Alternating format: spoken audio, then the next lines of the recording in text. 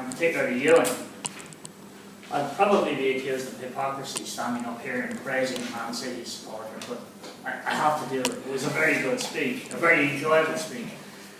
And for those that haven't heard advanced speeches before, it's very easy to see with Euan's delivery and his style that he's been with Toastmasters a while, and he carries through all the things that we learn when we go through our icebreaker and our second speech all the way to 10 and beyond. He has the body language, he has the eye contact. He doesn't do too much with notes, he moves around, and only when he wants to quote perhaps somebody saying something or an invention or something that he goes back to his notes.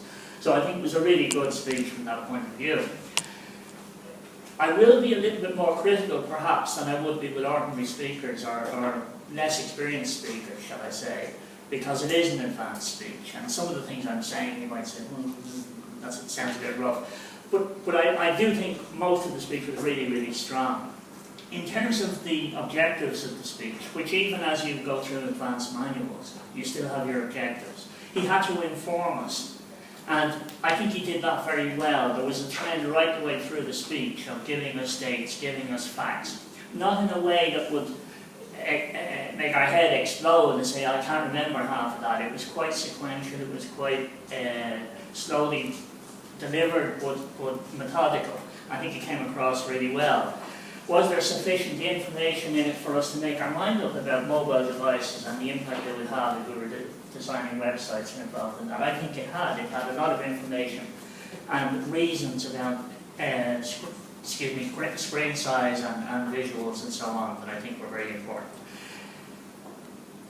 Were we able, on the basis of Euan's speech, to make a valid conclusion or a valid decision if we were in that position? If we were designing a website tomorrow or having one designed for us, would we take something from Euan's speech?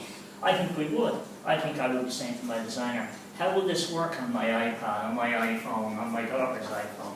So I think that was very good and came across very well. I do have recommendations though in relation to the Q&A session. I know you weren't particularly geared up for it before you came in. I think there were a couple of things about it that didn't work terribly well. First of all, I thought you were a bit more nervous and your body language wasn't as strong as it was in the first part of the speech. Quite a bit of it was done like that, and you also did a bit of hand clasping, which was absolutely missing from the first part of your speech. So I think you were a bit more nervous about that. I think you didn't bring it to a conclusion. It kind of died away. Any more questions? Euan was over, shaking your hand. I think the recommendation is to try and bring it to a strong conclusion and reinforce the message that you are giving in your main speech. So I think that would be worth looking at if you're going to do it again. You asked me specifically to consider visual aids. I don't think that the speech missed visual aids. I think everybody in their own mind can see their iPhone or see how it works. I don't think wasting time on a screenshot or on a PowerPoint presentation would have added into the speech. Overall, the strongest thing about the speech for me was the way it maintained people's interest, something that they would be interested in anyway that we all have knowledge of, that you maintain that interest with lots of facts without losing people. So I think it was a really, really good speech, well done on it. It's the end of that manual. I'd be very interested to see you change style completely and see what you do with some of the entertaining type speeches.